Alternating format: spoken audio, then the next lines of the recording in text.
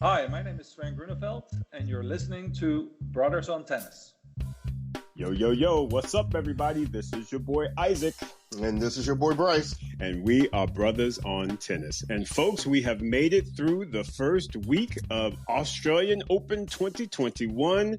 Man, Bryce, I have enjoyed some really, really good tennis. How about yourself, man?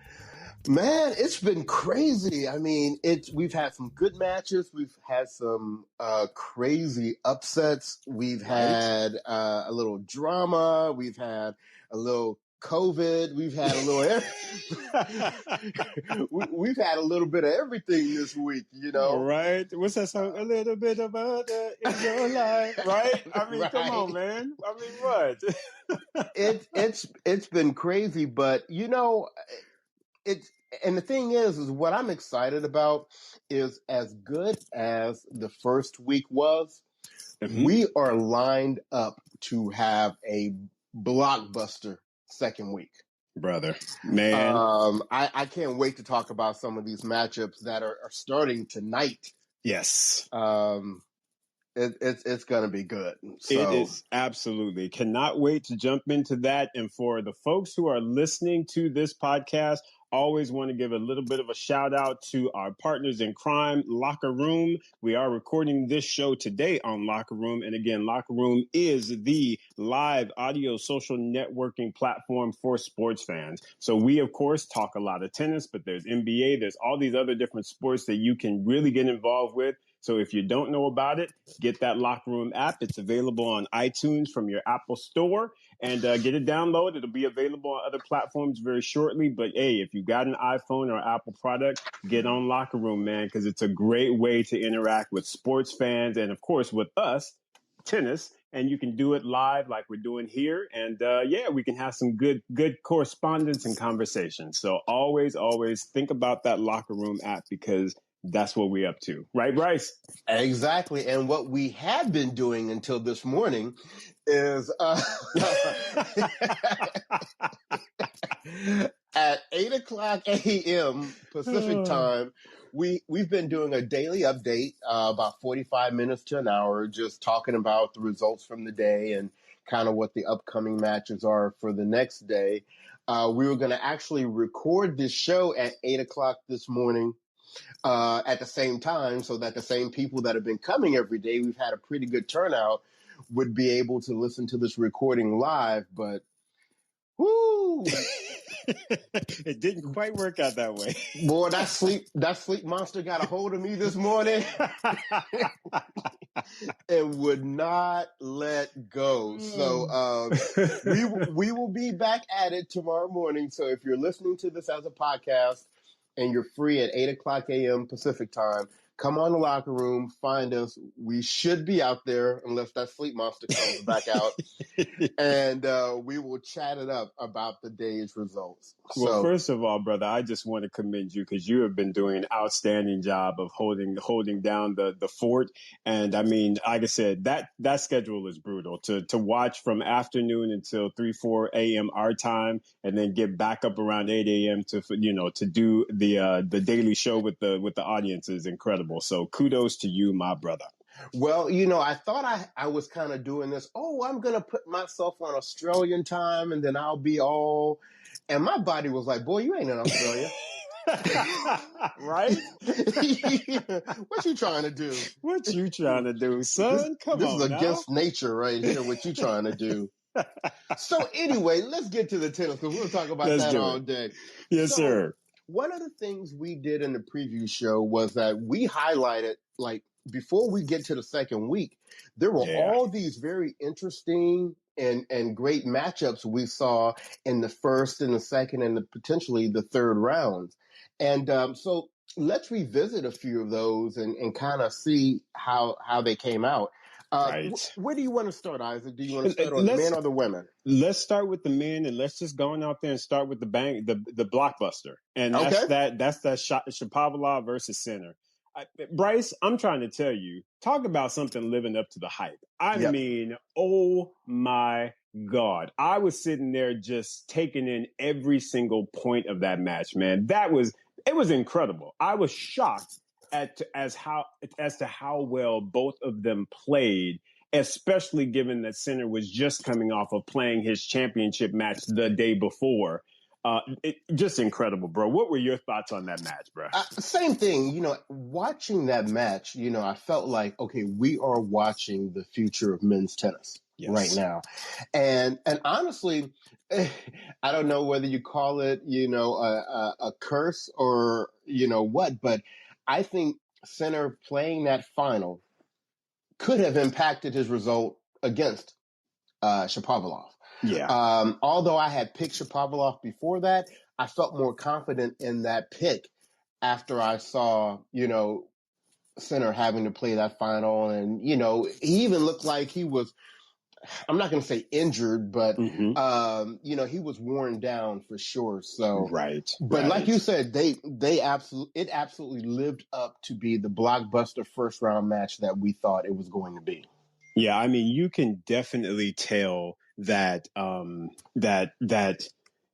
to me, Shapovalov having again Mikhail Yuzny in his box now, you can see the benefits that has brought. I mean, the fact that again he was coming to the net, he was putting away volleys. His ground strokes have always been big, but they just seem to be more solid, more consistent. And I was just incredibly impressed with him. I'm a Shapo fan. I have to say, I was really impressed with how he was bringing it in that match, man. And let's just stay on Shapo. So with him winning that match, I definitely, another kind of built up match for him was the third round with his countryman FAA. Right. And so I thought, and although FAA had looked very good in his first two matches, I thought Shapovalov, had better control over his offensive weapons. He had never lost to FAA in a professional match before.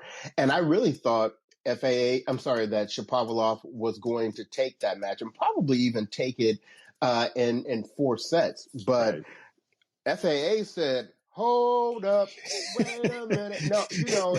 No, not today, Satan. Not today, Satan. Get thee behind me. What's your phrase? Get thee behind me. Get thee behind me. and like straight sets. Yeah. I mean, that to me was, it could be a couple of things. I mean, we've seen Felix, and the fact that Felix, when he's not in a final, he can play some ball. I mean, the boy can ball. Get him outside of a final, and he definitely can play some tennis. But I think, you know what? I'm gonna chalk this up honestly to a couple of things. You have to think about, first of all, that first round that Shapovalov played against Sinner. That had to have been not only physically but emotionally taxing on him. To see that in a first round, knowing that that's kind of one of those future, kind of matchups that you're going to see, you want to make sure that that you come on top so that you have that edge going into the next time that you meet up. So I think mentally that was very draining from him. And again, physically, to go 5 sets with someone like Sinner who hits the ball so big, and I mean, both of them are hitting the ball big. There's no way that could not have resulted in a little bit of an impact. And I know he's young and they got days off, and I understand that, but still, it takes its toll. So then when you go against another guy, your countryman, and you've kind of owned up on him, because I believe Shapovalov has kind of led the head-to-head against Felix, right? I think I don't know the record, but Felix had never beaten him before. Yeah, so I think that you combine that. I don't know that I would say he came into the match comfortable, but when you know that you've beaten someone, and the fact that again, you've had all this emotional drain from a couple of days before, I just think that played maybe a little part of it. And like I said, Felix is, he's still out there to prove something. He's like, look, it may not be if it's not a final, I'm dangerous, so watch out.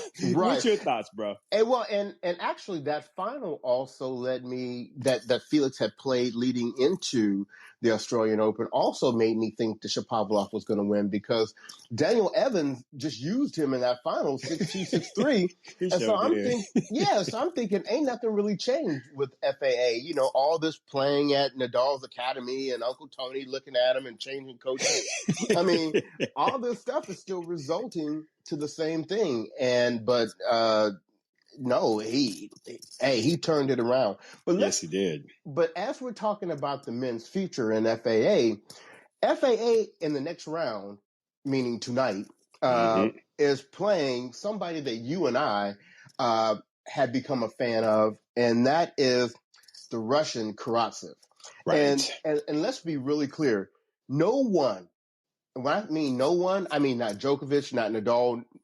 No one has been more dominant through the first 3 rounds than Karatsev. That's right, man. That's right. And we saw him early in the year. I forget what tournament it was that we saw him at. But I mean, we were like, who is this guy and where the hell did he come from? I mean, it's crazy. And I guess it's kind of like what we've been saying, bro. It's all about this, Russian surge. And I guess Karatsev was like, yo. Hey, don't leave me behind. Shit, I got game too. Right. And he was like, Daniil, Rublev, Karen, y'all ain't gonna leave me behind. And he strapped his little lasso onto that bus and he been scooching forward. Shit. He like, bruh, that dude got game. And all I'm gonna say is, how are you just gonna get up on Diego like that? I mean, he was treating Diego like, bitch, you not the seed. This my seed. He treated Diego like he was basic. like he was straight up basic. And I mean, and so that's why I'm saying for all the people right now that are all hyped behind FAA because he got up on Shapovalov, right? He's going to have to really bring it tonight because Karatsev is nothing to play with. Nothing to play with. That to me is going to be a ball out match. I mean, because both of them are feeling it right now, and they both are, again, big games. They both have big strokes. So really and truly, I think it's going to be whoever gets kind of like that first strike. Even though I will give Felix a little bit of an edge as it relates to the movement side, because I think he moves just a little bit better than Karatsev. But boy, oh boy, Karatsev, he can hit them shots. He can hit that ball. Ooh, right. My gracious. FAA is going to have to be able to move tonight because otherwise he might be relegated to being basic. Right? So let's keep it moving. Another first round maybe surprise for us was Gael Monfils. Yeah. And it hurt my heart, to be honest with you, because first of all, I was like, okay, what's going on? And then, of course, the press conference afterwards. And I know that's been discussed, but it's disappointing that, from where he was 1 year ago to now, to being, just not having confidence and not really believing in himself or his tennis is just, it's very sad. It's really, really sad, bro. Yeah. But you know what? The good thing is that it looks like he had his moment after the match. Right. And the next day he was back on the practice courts. He had talked to his mama. He had gotten good. Right. Talk to your mama. Go and talk to your mama. Svitolina put her "I'm playing for my man" flag on her back. Right. And she got out there and started showing out. So, I mean, hopefully, this was maybe kind of a rock bottom moment for him. Right. And we're going to see him turn it around for the rest of the year. Yeah. I hope so. I really, really hope so for Gael. Big fan. But yeah. So we had that one. What were your thoughts on that whole Grigor Dimitrov Cilic match? I honestly, I don't even know if I even watched that match. Oh wow! I watched a bit of it, and it just surprised me. I don't know. It just like Cilic's game is just definitely you can see that it's definitely taken a dip. Because, I don't know, just point in, point out, and the way he used to slap that forehand is just not quite there anymore. I was really surprised. I thought that it was going to be kind of a 5-setter, and it turned out to be pretty basic. And I love your term. I love that term, basic. But you know what? I think sometimes we give people some hype based upon name recognition versus how they are actually performing on the court. Because Cilic ain't really been about much in a while. True. Very true. And so you see the names in the first round, Dimitrov versus Cilic. You're like, oh, you know what? There's a Grand Slam champion and there's Dimitrov. We like him and it just really it wasn't as good as the two youngsters we had coming up in the first round. Right, exactly. So that one was So, disappointed that Cilic didn't show up a little bit stronger than that. But kudos to Dimitrov, who has also made it to the fourth round. And Yes. okay, now speak on Matteo Berrettini. Just speak on him for me, if you would. well, I'm telling you, now this is going to be an interesting story for us because Yes. Matteo caught all of our attention at the ATP Cup. Right. Because he started showing out and he showed that he was the true number one for Italy. Yes. Wasn't playing around. Only lost to Medvedev, which is understandable. Exactly. And so, he came into the Australian Open with a lot of momentum and he was living behind it. Now, my concern is after that blockbuster match he had last night with Khachanov, which, everybody was all excited about, and it was a good match. It looks like he's a bit injured. Right. And if he is truly injured, and they say it may be a similar type of injury that we're going to talk about Novak having right now, just maybe not quite as bad. Right. The person you don't want to play, if you injured, is Stefanos Tsitsipas. Exactly. Yeah. Because Tsitsipas will make you feel that injury. Yep. And he won't be like, sorry, Taylor Fritz.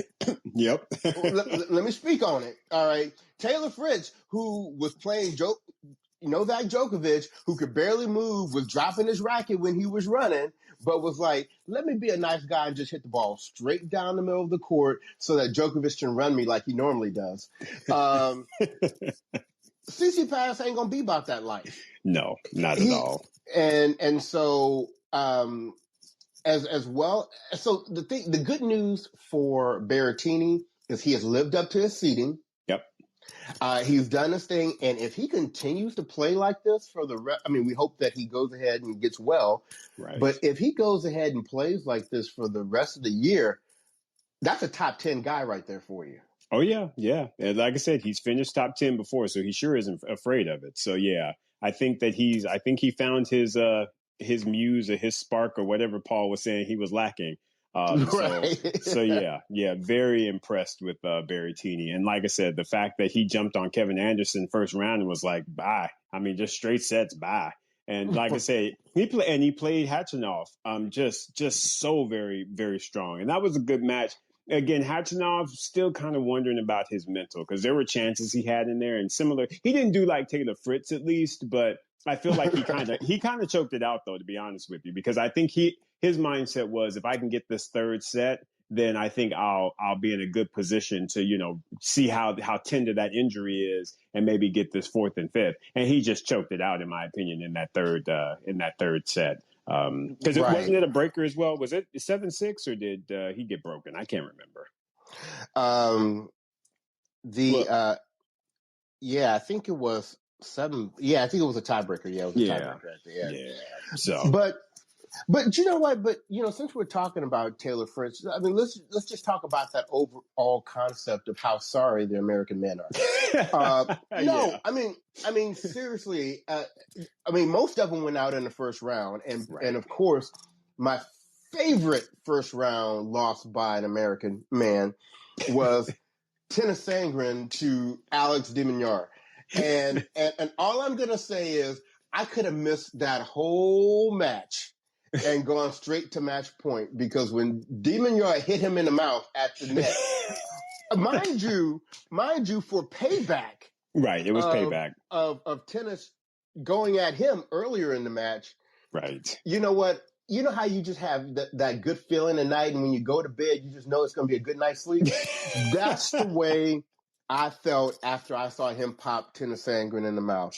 So he sent him home. We saw Riley Opelka just lose it to his own boy, Taylor Fritz. Just gave it up, man. Gave it up. That was his match. It was on his racket, and he just... that was very disappointing. Me being, of course, the Riley Opelka fan, I was sitting there like, are you serious, dude? Yeah, that was poor. That was a poor showing, in my opinion. Yeah. Also with the Americans, I was not impressed at all with Tiafoe in his first round match, but then he shows up against Djokovic. Of course. Which kind of, I don't know if that should give me hope, or is it just a matter of he gets up for the big guys but can't consistently beat the people that he's supposed to beat. Should be beating. Yeah, a la Kyrgios. I mean, I think I honestly feel like that is his kind of mantra is, he'll get up for a Federer, Nadal, and Djokovic. I mean, to me, he played really, really good tennis. I like the strategy of him trying to bring in that slice, although Djokovic was like, you realize I got that in my repertoire as well, right? But I liked what he brought to the court that day. And it's just about trying to get him to bring that consistently. And that's where the issue is. I just think that he doesn't get up the same way for each match. And that's the problem. His normal it's just not very consistent in my eyes. No, not at all. And then you had Sam Querrey. They got smacked up in the first round by Sonego. Tommy Paul loses in the second round to Casper Ruud, which honestly probably isn't a bad loss. That's not a bad loss because I like Casper, and I thought that I was actually looking at that matchup as well, given that if they both made it out of the first round, I was like, that'll be a good one. So I'm not going to hold that one against Tommy. And then the one American we actually still have in the tournament is the one I just busted on for being so boring is Mackie McDonald. And he has had, I mean, to me, the win so far was his win in the second round against Chorich. Yes. Yeah. That was big. I didn't expect for him to win that. In the third round, he beat Lloyd Harris, which he should have, because that's what you do. You beat Lloyd Harris. But, I want to acknowledge, him making it to the fourth round is an amazing accomplishment because he has Medvedev in the next round. Yeah. And we're going to start singing our Boys to Men. We're going to start getting our end of the road on because on his best day. That's not going to happen. So, no. But congrats for being the only American to make it to the fourth round. I know isn't that impressive? I mean, good kudos for Mackie McDonald. He seems like he's a good guy. So yeah, that's somebody that I can definitely give a hand clap to. So good for him. And then I guess the only other one I had was Michael Emer. I mean, Mikael Emer. Yeah. And he performed really well. I mean, taking out Herkich in the first round was a big win. That's a big scalp. Yep. That was a big scalp he got. And then he played the teen sensation from Spain, Alcaraz, that everybody was hyped about. Mm-hmm. And he gave him his whole stay in school speech. And then, you didn't know how it was going to go with Tsitsipas because they had been practice partners in quarantine. Right. And we know sometimes that tends to benefit the lower ranked player. Mm-hmm. But Tsitsipas was like, I ain't hearing none of that. I was about to say it did for the first set. But after that, he was like, hey, we're going to the bread store. Let me get you some breadsticks. Tasty. Poor fella. But no, that's a good showing for him. For him to make the third round and to go out to your hitting partner, I mean, come on. That's not bad. I take that. Right. Yeah. I all about it. So were there any other highlights from the first week you wanted to mention? I mean, I know there's a little match that involved a local Australian and maybe the number 3 player in the world. Maybe that one. I tell you what, man. And you and I go back and forth on this blasted Nick Kyrgios. Again, he got up for the match because it's Dominic team. And, the fact that they had announced that the whole shutdown was happening, they knew that this was going to be potentially one of the last matches with fans. I mean, he came out there hype. He came out there, in my opinion, with the right level of energy and fight, if you will. And I feel like he played a good it was a good match all around, but I think he came out with a lot of really good energy. He played to the crowd. I think it shows you why Nick Kyrgios is so blasted popular. It's because he's just a hype man. He's just like, look, and like I said, and he's got the game to back it up. It just isn't consistent, which is for fans of his, that's where it becomes really, really difficult. So yeah, he made it through the first 2 sets and then got to me. I was like, okay, if he can get this third set, he'll be all right. But if he loses third set, Dominic Thiem, you know him. Shit, Dominic Thiem is like, bitch, I'm marathon man. Did you not see that U.S. Open final? Listen, it ain't over till it's over. And that's exactly what he proved is he was like, okay, I'm just going to scrap back in this. And that's exactly what he did. And he showed why he is number 3 in the world and why he has a U.S. Open championship. Dominic Thiem was like, not today, son. Mm-mm. And let me tell you what, Dominic Thiem got a little help because as much as I applauded Kyrgios for the first 2 sets, for the whole, making sure that match was in John Cain Arena, all of that stuff. When you start in the heat of the battle trying to hit shots between your leg and you're playing the number 3 player in the world and you ain't got the match wrapped up yet. Yep. That's what did it. Yep. Speak on it, bro. Speak on it. And it just once again speaks to what I consider to be a lack of maturity on Kyrgios' side. Yep. And the reason why I just don't know that I can ever really get behind him being a serious threat in a major. Will he get in there and win 2 or 3 rounds and make his noise? Of course he will, but it's just not in him. And I think the sooner we acknowledge that, the better. And absolutely agree with you 100%. To be clear, I don't know that I will ever choose Kyrgios as being my Grand Slam champ. If I ever look at a draw, I don't know that I see a day where I'll be like, yep, Kyrgios is going to win this Grand Slam. I don't see that. I think that he potentially could because I think he'll sneak up on one and just for whatever reason, I don't know what his motivation will be, but he might slide up in there and get a Grand Slam only because, like I said, he's got the talent to do it. But it won't be a planned thing. It's going to definitely be flukish if he is able to ever win one. But no, you can't put your coins on Kyrgios. He's, like I said, great entertainment, great to watch and all that good stuff. But no. I won't be picking him to win a slam. Not anytime soon. No. Not at all. No. So any other men's before we cross over to the women? No, I think we're good. I think we covered just about everybody that I at least flagged. So, no, I think we're good, brother. And we're doing pretty good on time, too. Okay, all right. Yeah. Well, for the women, let's just start with the first round. There was stuff started popping off on day 1. And right. One of the more unfortunate pairings that we saw for the first round was Elise Mertens and Layla Fernandez. Right. Yeah. If you recall, I was kind of picking that as being like the upset, like, hey, Layla's got that game. She could take it off the ground real quick. Well, apparently Elise Mertens heard that and was like, do you not know I'm doubles partner with Sabalenka? I will take this little girl to the woodshed, friend. And boy, oh boy, did she. She was like, hey, girl, here's your bread. And listen, she was like, ain't nobody scared of no Layla Fernandez, not today. Stay in school. Stay in school. I love that. I love that term, bro, because you ain't ready. You ain't ready for the grown folk yet, man. Yeah, she put it on her, and that was kind of surprising for me. What was your thoughts on that, bro? You know what? When I watched that match, it looked like a grown woman playing a girl. Exactly. Yeah. I mean, that's the way it looked like to me. It looked like Fernandez was completely and totally outmatched in that match. And I guess it was because how old is Fernandez? She's only, 18 or 19? She's still a teenager. Oh, yeah. So she, yeah, so the match itself did not live up to the hype like the center Shapovalov match did. Correct.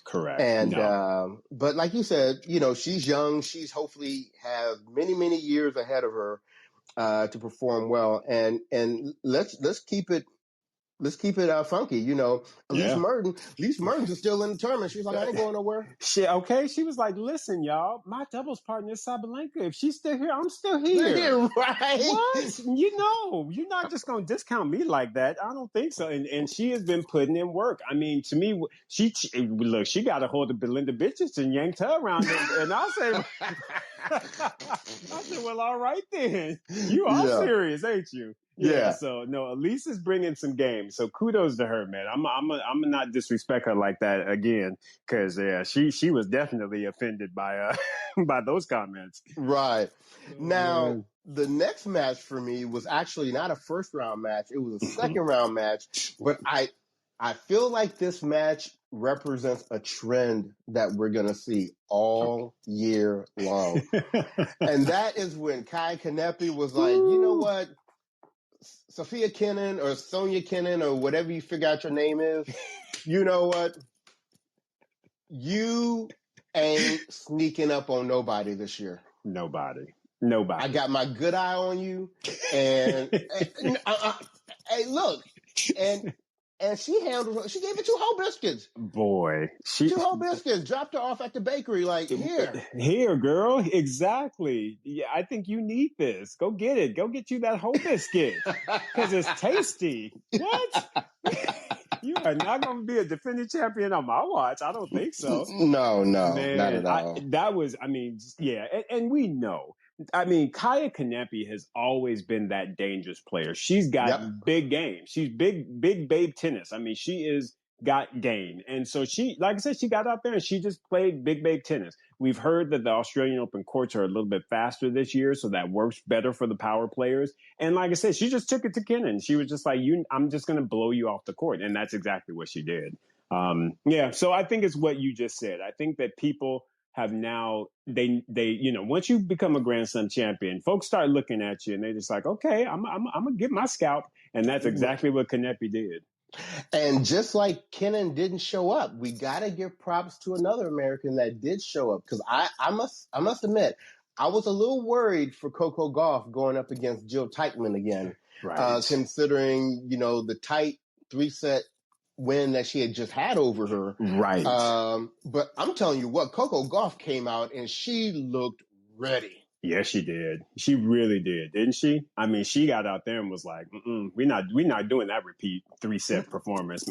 Right. No, sister, we gonna change this up. I got dinner plans. Right. Now, unfortunately, she had to meet Svitolina next round, who was playing for her man, and she just didn't know what that kind of energy was like. So she wasn't ready for that. Right. She's like, I'm a teenager. I don't know about all that love stuff. Apparently that gets you real motivated, right? Right. Yeah. She had not had training for that yet. So, but you know what? But the thing that we can say about that match that's real good is that even though she lost, she did not play badly. No, she didn't. Svitolina really played, in my opinion, an incredible match. I mean, that's probably one of the better matches I've seen her play. And like you said, when you got motivation, when you're playing for your man, he done been out there in the press conference crying and things. She like, no, I got you, boo. I got you. Right. And so she was like, look, girl, you better get off my court. Anybody scared of you? Shoot, have you not heard of Jim's life? Listen. Stay in school. Stay in school, young one. Stay in school. I'm telling you. Now, in this very same section, though. Yeah. There were 3 first-round upsets, or maybe we should say 2. We really should say 2. I'm going to claim 2.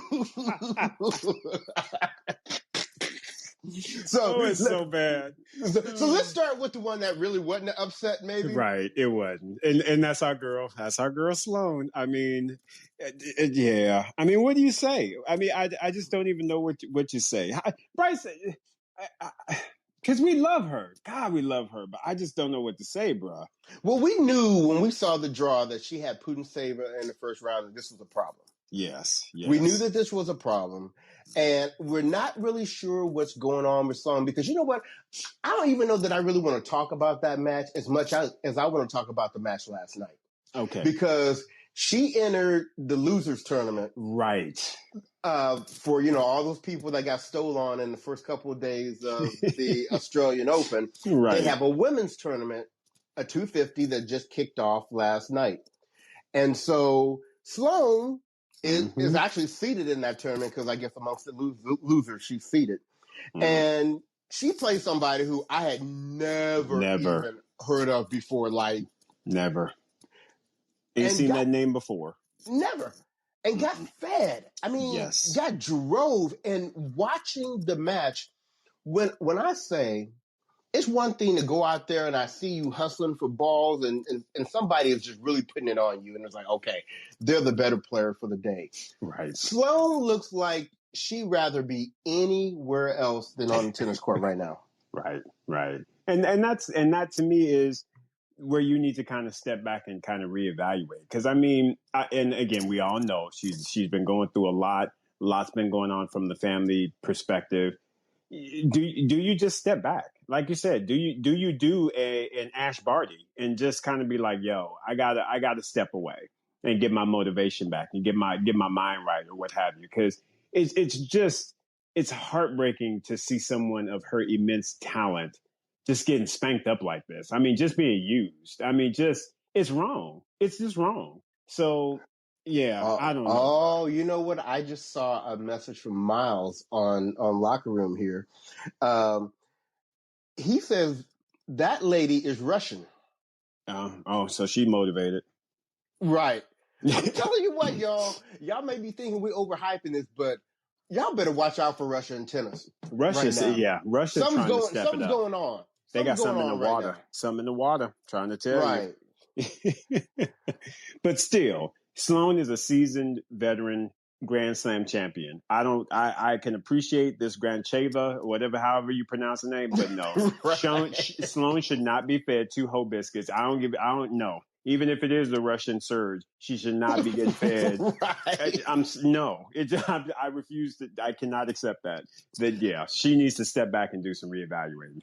So like we said, although it may not be technically an upset because Putintseva was the one who was seeded in the Australian Open.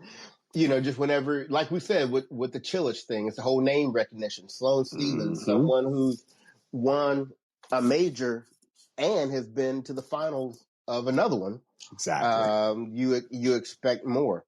Yep. So let's actually talk about the 2 true upsets that were in that section. Yep. And they both impacted us pretty big, right? So, big time. Because I think we both picked both of them to go pretty far. We sure did. So let's start with the one we picked to go the furthest. And I think we both had Victoria Azarenka in the finals. That is correct. And I tell you what, Jessica Pegula was like, you know what? Even though my dad's a billionaire, I'm trying to make my own way, and I'm going to start with scalping Victoria Azarenka. Exactly. And why did I not know that, Bryce? I had no idea that she was from this whole billionaire family and the Buffalo Bills. I had absolutely no clue whatsoever. Yeah. Because let me tell you what, that is what actually made me like her in the beginning, because I was like... Because she got billions? Well, no, but because we were like, if anybody doesn't need to work hard and fight and try to prove... I mean, she could just live her days being a trust fund baby and be fine with that, right? Right. But she's out there fighting, trying to really do her thing, even though her dad got mad paper. So mad. Right. So props to her. Yeah. It's kudos to her for sure. Because like I said, I didn't even know it. So I heard it. I was like, God dang, okay. And then the fact that, like I said, she got out there and she played her match, and no, Vika wasn't, 100%. She was, locked down and all this other fun stuff. So of course that impacted her. But regardless, Jessica Pegula was like, listen, I don't care what your circumstance is. We up on the court, and I'm bringing my game to you. And apparently you can't handle it today. So bye. Right. Yes, sir. And shout out to Jessica Pegula, because she's still in the tournament right now. Yes, she is. Like I said, the American women, they're fighting. You talk about a surge on the Russian side. The American women are trying to get some things done. They're trying to do it. Well, they need to hold some clinics for the men. Send them through some drills, get them hitting some cones. Right. They need to help get them together. We need Serena and them. I mean, Venus can't move right now, so stand in the middle court and feed balls. Yeah, exactly. We need you to get them together. Get them right, because boy, oh boy. It's gaps, man. Gaps. Right. And then the other upset in that section, somebody forgot to tell Milanovic that this was the doubles match. Oh, okay. She was like, "Listen, Sakari, ain't nobody scared of your little game. I got big games too. Right. Now, don't get it twisted, Well, boy." and it was interesting to hear that Sakari admitted to having nerves. Yeah. The expectations, now that, and that's interesting because she seems like such a strong character on the court. But props to her and Swiatek and all these people nowadays that are going out in the press that aren't afraid to tell the truth. That's right. That's right. And say, this is what it was. I need to work on this, and maybe Sakari will get her a sports psychologist like Swiatek and Svitolina, because it seems to be working for them. Yeah, exactly. I think that's going to be the new trend, bro. I really do, because I think the psychologists will start being a part of the different camps. At least for those who are really serious about getting moving up in the rankings and moving up from a standing standpoint. I think, I really do. So when we first saw the draw, Isaac, we were like, "Wow, that bottom half is heavy, right? Heavy. That's like an apple bottom half of a draw." Exactly. And so, but what we didn't know was how disastrous the second round was going to be in that bottom half. Right. And let's just start at the top, where we predicted this as well, because I know look, I tell you what, if you want to meet somebody that gets hyped over somebody, meet a tennis fan, because a tennis fan only needs to see you win one set and then they claiming you the next number one player in the world. And so Bianca Andreescu, don't get me wrong, she's had some good results, but it was really annoying me that we had people. Bianca hadn't played a match in 15, 16 months, right? And you had tennis pundits out here calling her a semifinalist, a potential finalist. I mean, crazy. Really? Yeah, that to me was not. Yeah, and you and I both talked about that.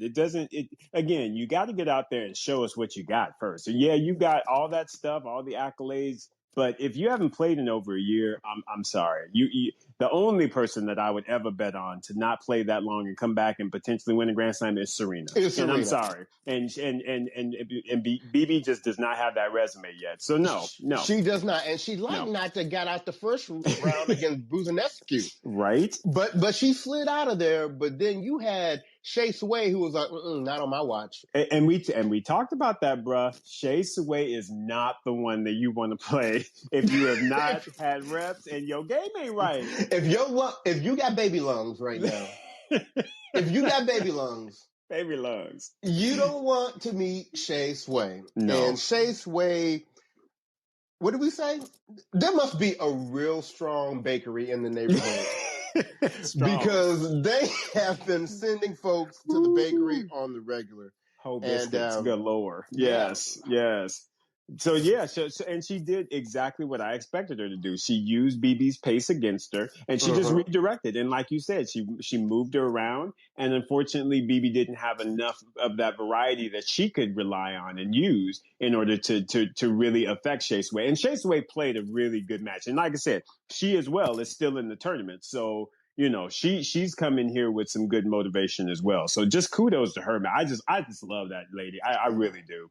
I love her game. Right. So as tennis fans, as we're starting to get hyped because we feel like this is a little opening in the drawer for the queen. Yep. Right. Yep. There have been 2 times so far in this tournament that I've teared up. And the first time we've already talked about was Monfils. Yeah. Watching him in that press conference. That was hard to watch. Yes. But who was not affected watching Venus Williams in that match against Irani when she, in one play, I got to give her props. When you can sprain your ankle and twist your knee. Right. In the same point. It just, talk on it, Isaac. It was brutal, man. It was so brutal. And just when she let out the roar, the cry, I was just like, oh man, it just hit my spirit. And I was like, this is not what we need for 40-year-old Venus, who is really trying to, kind of wrap up her last year, positively. The last thing you want is an injury to dictate, your story, if you will. Right. And that's all I could think about. I was like, dang it. But true champion Venus was like, wrap it up.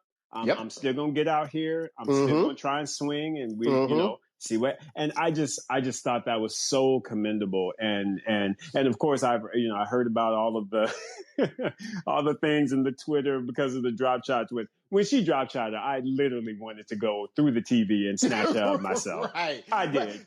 And we got to be fair because we criticized Taylor Fritz for not doing that to Djokovic, but we didn't like seeing it done to our queen. Right. And that is true. That's a bias. But it's like if you're up like, 6-1, 5-love or some mess like that, don't rub it in like that. Just you're a professional tennis player. You see this person is not going after nothing. Just play regular tennis and you'll win. Just to drop shot a serve, I'm sorry. I couldn't swallow that, bro. Right. I know. Oh, so but for me, when Shea Sway got up on her in the next round, I was like, see, there you go. Right. There you go. Exactly. But like also the good news, and like Miles is saying to us in the chat right now, Venus, is looking in good spirits, and obviously the ankle and the knee are somewhat okay because she was Tootsie Rolling or something in the daggone store with her sisters. Right. So we look forward to Venus coming back. Yes. But another reason why we had even gotten more hype for Venus was because one of the major hurdles we thought she needed to get through was going to be Kvitova again. Right. And Kirstea had already taken care of that problem for us. Exactly. I mean, that whole top level was just sort of opening up because you had, again, like you said, Kvitova was took the L and like I say, just, BB was gone. So it wasn't that. So I was really kind of getting hyped. But then, like I said, when you twist the ankle and the knee and at the same time, it's like, oh, Jesus. Right. Yeah. Stuff that happens when you're 40. Exactly. Yeah, and we know. we know all too well. All too well. Yeah. So a couple of other ones, now this one wasn't an upset, but it should have been. Mm-hmm. How did Tomljanovic let that 5-2 lead in the third set against Simona Halep go? I know that it just speaks to the mental aspects of this game as well as the fragility, because to me, she did not step up from a mental standpoint and seize the moment because she had her because I was watching it at that point. I was like, wow, Halep is about to get upset.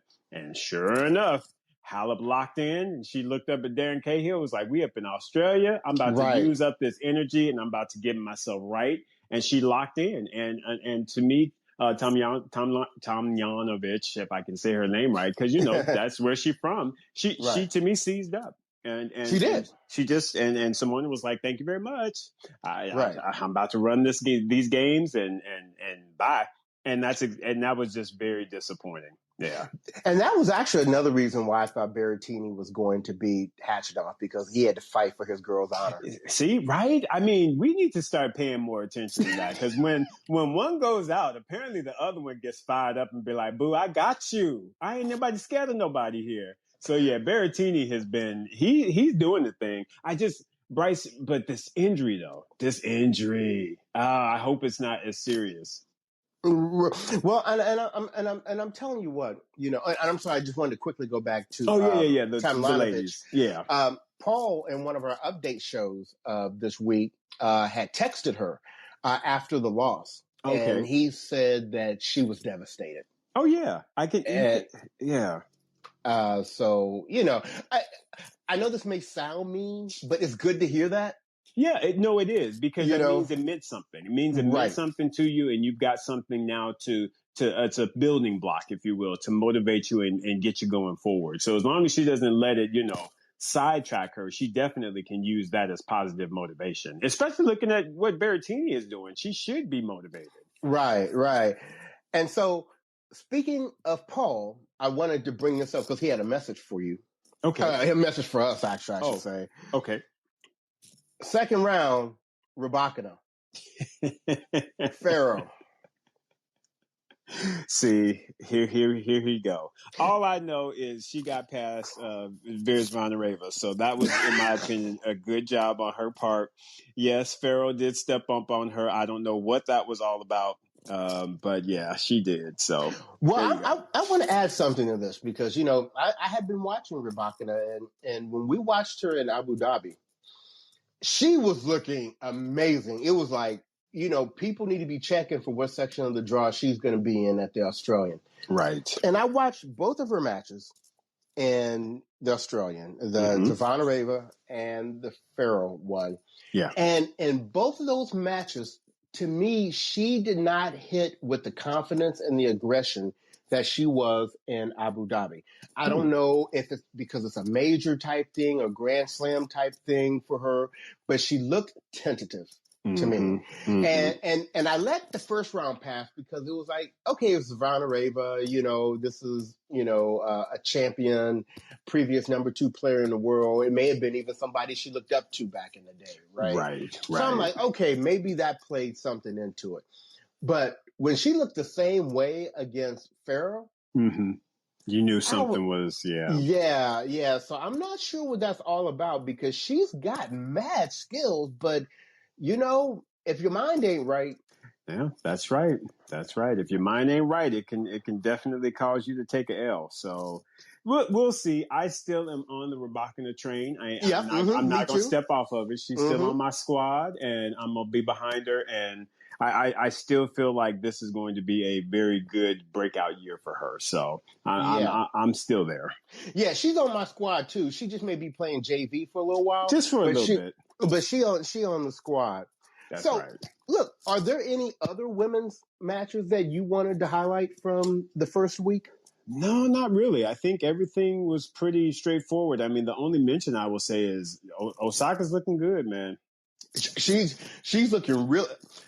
Look, right? Osaka knows that she's the face of the WTA right now. She does. Yes. And and she's wearing it well. Made me pull my DeBarge out, but she's wearing it well right now, and I'm excited to see how she does all year long. I agree, 100%. Agree completely. So yeah, that was the only other one that I kind of just wanted to mention, the fact that she's been rolling through at a very nice pace. Right. So let's face the music a little bit now. Yeah. You and I made our picks, and we had some differences early, but we were very similar toward the end. But as I was reviewing, although there were some upsets, we're still looking pretty good. I think. Not bad. Yeah. Actually, not bad at all. Because if we look at the round of 16, to go through your top half, who'd you have? For me, well, I don't have my round of 16. I have my quarters. I have the quarterfinals. Oh, okay, gotcha. But I'll say it to you like this: I have 7 of my 8 quarterfinalists still on the men's side. Oh, nice. Yeah, and I have I have half. I have 4 of my 8 women. Oh, okay. For the quarterfinals. Let me look and see what I've got. I've got 1, 2, 3, 4, 5. Oh yeah, I've got 6 of the 8 guys for the quarters that are still good. And my quarters, I got here 1, 2, 3, 4. Oh boy. Yeah, I got my women are I just got 4. So yeah, you're doing better than me, brother. Well, and we're very, very similar because, like we said, going towards the end, we were kind of picking the same people. So, having watched the first week, are you making any changes? Are you who at this point? Let's do a semi. A semifinals. Okay. Thing. So, who you want to start with? Let's start with the men. Okay. All right. So semis, I had Novak versus Team. I am very concerned about that injury for Novak. So I am going to swap Novak for Milos Raonic. Okay. Yeah, I think it will end up being Milos against Team in the semis. I still feel like Oh, see, that messes me up because I actually picked Novak to make the finals, but then he was going to lose. So now I'm going to pick Team instead of Novak to go to the finals. But I'm still sticking with Daniil. Okay. And below just about everybody I'm sticking with that. So I believe it's going to be Rublev versus Daniil and Tsitsipas versus Rafa. That was my quarters, and I'm sticking to that on the bottom half. And sticking with my prediction of Daniil, Tsitsipas, Daniil makes the final, and Daniil takes the championship. How about you? Okay. Grant, I'm just like you because of the injury situation with Novak. I am now going to pick actually Zverev. Okay. To make the semifinals against Team. Mm-hmm. And I expect for Team to completely have a U.S. Open flashback, except for it ain't going to go 5 sets. Right. And I still have Team making the finals, as I originally stated. Yep. On the bottom, like you said, nothing changes for me. I had a Medvedev meeting Nadal in the semis, and Medvedev advancing to the finals against Team. So it sounds like we both have Medvedev and Team now in the finals. Yep. And I think we both have Medvedev winning. That is correct. All right. So you heard it here. That's a BOT pick. That's right there. That's your BOT pick. So let's talk about the women. Yes. So now for the women, I actually had for my quarters. Oh no, we said semis. So I had Barty versus Vika in the semis, and I had Osaka versus Serena on the bottom. I'm not changing the bottom half whatsoever. I think Osaka will get to the semis. I think it will be her against Serena. I think Serena takes out Osaka, goes to the final, and wins. I actually am going to put my money on Barty. Okay. Yeah, I think Barty's going to take out. I don't know who am I going to pick on that bottom on that area there. Hell, who knows? It could be Jessica Pegula.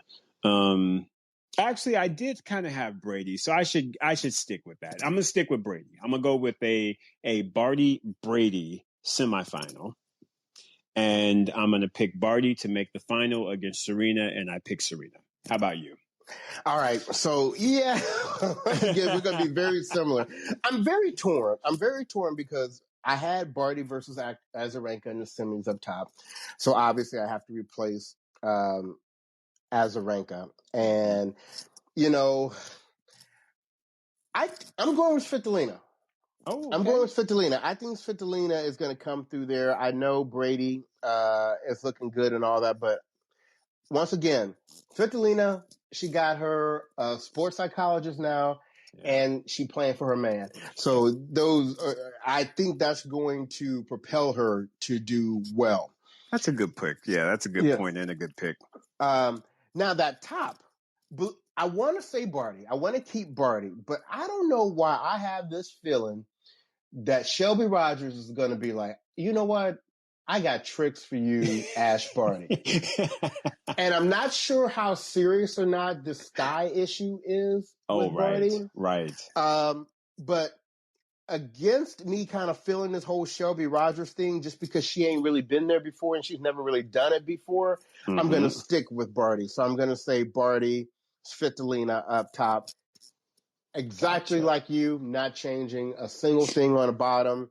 I have Osaka versus Serena, although I'm going to tell you what, that match tonight between Muguruza and Osaka, that's going to be the truth. So I'm excited to see that, but I expect for Osaka to get through that. I can't believe they've never played before. I know, right? And I'm looking at a Serena. I'm sorry. I'm going with a Serena Svitolina final. Okay. Yeah. I'm a step out there and go with that because I need Serena to get 24, and Serena don't care if you're playing for your man. She don't care if you got a sports psychologist, a podiatrist, whatever you got. Oh, love it. Serena is coming for that nugget. So I'm going Serena, Svitolina in the finals with Serena for the victory. Nice. There you go. Well, there you have it, man. Yeah. So we're still pretty consistent with who we picked initially. We're sticking with our picks. We are. So, hey, we've got a few people out there. We've got a few minutes here. We want to take an opportunity. Anybody want to come up, join us, and share if they have different thoughts about how they see the finals? Okay, there's Miles. Oh, hey, Miles. I thought he was saying bye. No. Right. Can I explain why I said bye? Oh, sure. There is no way I see Svitolina getting to a Grand Slam final. I just don't see it. Not this Grand Slam. Nope. Oh, no, that's funny. Okay, yeah, I thought he was just logging off. I was like, okay. He took offense. Yeah, He's like, Svitolina? Especially with the way Brady is playing. I actually want to see a Brady Pagula quarterfinal. And that that'd be means good. Pagula would have to beat Svitolina. So yeah, Svitolina, I'm surprised she handled Putintseva as easily as she did, but Putintseva is a head case. But Svitolina she's not getting to this final. If she didn't get to that final at Roland Garros, she's not getting to this one. Hey, look, you got to make bold predictions, and I tell you what, sometimes you got to be careful of picking these people that ain't been there. And yeah, that's true. If anything, I would be bold enough to pick Shelby Rogers getting to the final. Right. Yeah, and I could, you know what? I don't know. She looks why. good. She looks really good. Why I got this feeling. I don't know why I got this feeling about Shelby Rogers that she's trying to break out in this tournament. Oh, she is. I agree. She is. She's about to give Barty all she can handle when they play tomorrow. I agree. Agree with that, Miles. Like I said, I'm picking Barty to get through, but that ain't gonna be an easy match. I'm telling you right now. No, they just played a 3-setter with a match tiebreak in that Melbourne Summer Series tournament. That's right. So it could have gone any way. So Shelby ain't scared of her. She like, listen, I ain't scared of you. So, what do you think about the men?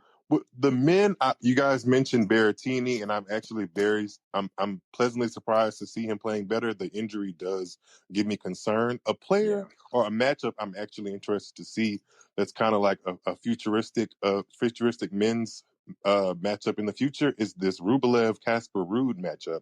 For some reason, I like Casper Ruud's swagger around the court, and Rublev's for that matter. I like that matchup, and I'm interested to see tonight what Felix does against Karatsev, because I'm giving you guys total credit for putting me on Karatsev. I had no idea what Mr. Karate was out there doing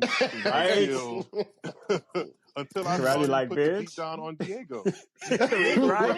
Diego looked flustered out there. I was like, he did. Right. Karatsev. But he's talk about a late bloomer. He is 27, and this is his very first Grand Slam. It is. Amazing. And Isn't it crazy? And I think Schwartzman looked and saw he was from Russia, and his name was not Rublev, nor Khachanov, nor Medvedev, and was like, I'm going to go out here and just do my Diego thing. And Karatsev was like, you are not ready. You're not ready for this. I'm interested in also seeing the Fognini-Nadal matchup. I know we all know Fognini has some problems to Nadal. Yes. I was hoping I would get a De Minaur Nadal fourth round, but hey, De Minaur did what he had to do and knock him sanguine in the face. So right. Exactly. He did his job. Yeah, he fought the good fight. Yeah.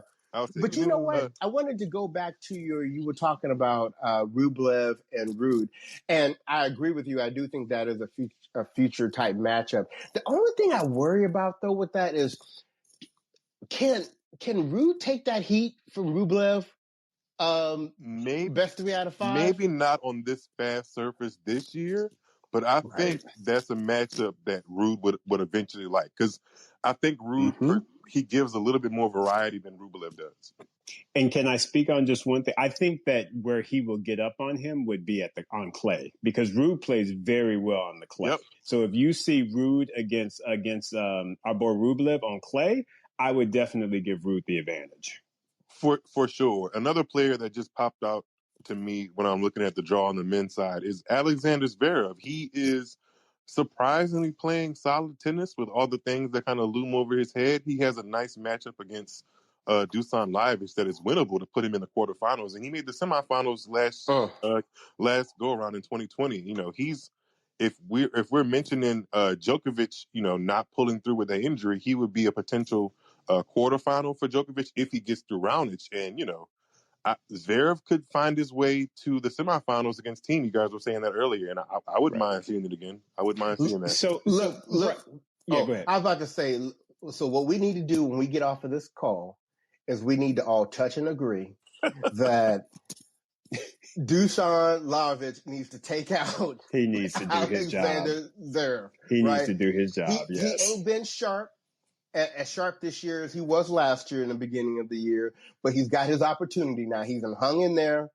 He's got his opportunity. He need to do the good work. Yeah, as long as Zverev is wearing that sleeveless shirt, he should be less intimidating to anybody across the court. Because I would look across there and be like, he ain't doing nothing, especially with that 65 miles per hour second serve. Right. But let me ask you both this question. So I got to pose this question to both of you because you may have talked about it on the morning show and I missed it. But here's my question to you both. With everything that has gone on with Zverev, he still seems to be popular amongst people. And did y'all speak on the whole Venus talking about go get it support comment? I need y'all to help me understand. I think where do I sit with that before? Where do I sit with him, guys? I need y'all's help because I don't know where to sit with him now. Because I was mad with him because of the domestic stuff, but now with Venus stepping out there talking about, hey, go get it. I'm trying to figure out, do I like the guy or don't I? Speak on it, please. I don't know. Let me jump out there. Let me jump out there. So I have a couple of different perspectives here. So number one, and look, you talk about, all that Zverev has done and you still got people that like him. Well, we got 74 million people in this country. Okay, I'm gonna leave that alone. Hey, you're not wrong. I'm with you when you're right. All right. But the other thing is, speaking about Venus's comment and about go get it was, somebody brought it to my attention that if you look at that full thread, that thread did not start with Zverev. I forgot who it started with, but it was basically a German team thing. Okay. So it was less Zverev than it was to the German team. Oh, okay. But the way that the screenshot was, it made it look like it was just Zverev, and then Venus was responding. But y'all know Venus. Venus just likes to be in the crowd and kind of give positive vibes to people when she can. I really don't think she's like in the Zverev camp, like pushing for him, as a number one fan. I think she was just supporting good tennis, which Zverev can play sometimes. I think that's kind of what she went at it with that angle. Okay. But I do feel flustered, Isaac, when it comes to supporting Zverev because, like, I see him kind of, grabbing the mantle of the future of men's tennis in a way. He just comes with so much extra stuff. So extra baggage. Extra stuff that makes it hard. Yeah. Exactly. He's very much a Djokovic. He plays good tennis, but he doesn't. So well. Exactly, but he makes dumb decisions. He's just dumb at times. On the court as well. Right. Especially that first round match against Marcos Giron. I'm glad he got through that, but it made me look, the second and third rounds, were a lot more easily handled by him, but he has, that matchup against Lajovic, like you were saying, I still think he gets through it, but maybe a possible 5-setter, possibly. Mm-hmm. Look, I need for Dusan right now to be on the phone with Djokovic being like, okay, what I need to do. Right. What I need to do. Just like they were saying, I guess Cam Norrie hollered at Andy Murray about what he should do with against Nadal. I don't know if he was listening, but well, who's going to tell Dimitrov what to do against Team tonight? Because I know, right? Yeah. Well, but let me tell you what. If there was an opportunity for Dimitrov to win, and he does own by I think one victory their head to head. This is the surface. Yeah, this is the surface. That's true. This fast surface, it gives an advantage to Dimitrov. So I'm not saying Dimitrov's going to win, but I think the conditions are prime for him. And he does come in pressure in the legs because Team just played that 5-setter against Kyrgios and wait, why did I just blank on his name? Dimitrov got a retirement walkover. easily. That's right. From Busta. Pretty easily. From right. Yeah. And although I feel like walkovers are not good early in a Third tournament, round, I'll take it. when you get them mid to late, Right. You good. That's I'll a good take thing. it. those are Thank you, blessings. brother. I'll take That's Those a are blessing. blessings. Absolutely. Exactly. So, well, Miles, any other final comments you wanted to make about, the tournament? Watch out for my girl Mert the Flirt in that top section of the Yes, women's sir. match. She could possibly, if it's not Rogers giving Barty some trouble, if Mertens gets through that fourth round match, I would expect Mertens and Barty to play a real tight one as well. That top half of the women's draw, I mean, if anybody but Svitolina could probably make the final. Oh, you wrong for that. And you know Hey, what? I'm just saying. And I want to remind our listeners that, and at first I laughed it off, but now I got to take it a little more seriously. Remember, Paul predicted that Mugova was going to make the finals. Ooh, did he really? Did. Yeah. He went out there. He Yeah. did. And he's not wrong. it may not be so far out there now that she's in the fourth round, and it's a fairly open section of the draw. So, I guess one thing I wanted to say, speaking of Muhova, I just thought about this. Pliskova really should be somewhere with the towel over her head. Boy. She should really be ashamed. She should. She really should be ashamed. Yeah. The door for her to like really come up and get a Grand Slam trophy is just about as close as I ever think it's going to get. I've been telling y'all. Yeah, she in that same group with Kerber and all those people that clowned in that kind of like funny window time period. Yep. Yeah. It's No, pretty over she's for not. her. Yeah. Right. I think so. I agree with you because, like I said, her game just has not been impressing me, and she's not stepping up when the opportunity presents itself. So yeah, she'll win every other WTA 500 tournament, but when it gets to a Grand Slam, that third or fourth round comes around and she just starts shaking. That's and right. Not bending those knees, and that's just that's not gonna cut it. Ain't gonna get it. That's right. And there's one other kind of thing that I want to have people look out for. I kind of got my fingers crossed for it. And I know we don't talk a whole lot of doubles, but we had Makoko. That's right. Katie McNally and Coco Gauff. They took out the number 6 seed, Bethany Maddox-Sands and Dabrowski. Mm-hmm. So I would be very satisfied if Makoko could somehow get them a Grand Slam title in doubles. Oh, I agree. Completely agree. Nick Monroe and Francis Tiafoe are actually still in the men's doubles. They played round 3 against 2 players I've never heard of. So, hey. And they had a great win. Random one too. They had a great win against Shapovalov and Pospisil. Yeah, that's not a bad win at all. If I look at that on paper, I'd take Shapovalov and Pospisil all day long. Yeah, I agree. I agree. Sure thing. Not Nick Monroe and Tiafoe in doubles, no. Yeah, and I like the fact that Nick Monroe is taking kind of like a mentoring type of position with Tiafoe, and I think that's what he really needs. Yep, and, I would agree. And so hopefully, we'll start to see them bear some fruits out of that relationship. Did y'all see Tiafoe basically stop the whole match looking for that vibration dampener? Did he really? Yeah. I missed that. Another knock under his maturity when it comes to playing on the biggest stages. Why are you worried about that when you have 17 rackets in your bag and about 1,700 dampeners? If you don't go grab a new one, exactly. He was all on Djokovic's side of the court, looking up with him, looking all up on the platforms and all that. I mean, that's the kind of stuff we do because we only got one dampener, right? Right. But I'm assuming he got a bag of them in his bag, right? For free from you. Exactly. Exactly. You know what? Them old habits die hard. You over there basically playing patty cake with Djokovic in the middle of the match. No, sir. Right. Yeah. Right. He'll get it together eventually, though. He'll get it together. Right. I agree. Well, Miles, thank you for coming up again and sharing, your thoughts with us. Anytime. We're gonna have to. Yeah, for sure. It. Always. And once again, to our listeners, if you want to have this opportunity while we're recording one of our episodes to come up, join us, give us your input, your thoughts, engage with us, we'd love to have it. So the only way you can do that is if you download the Locker Room app. As Isaac said in the beginning of the show, it is the place to go for sports talk.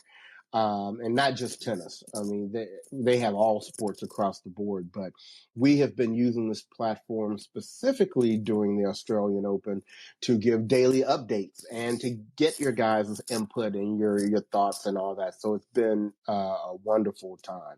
So, Isaac, before we sign off, any final thoughts going into the second week?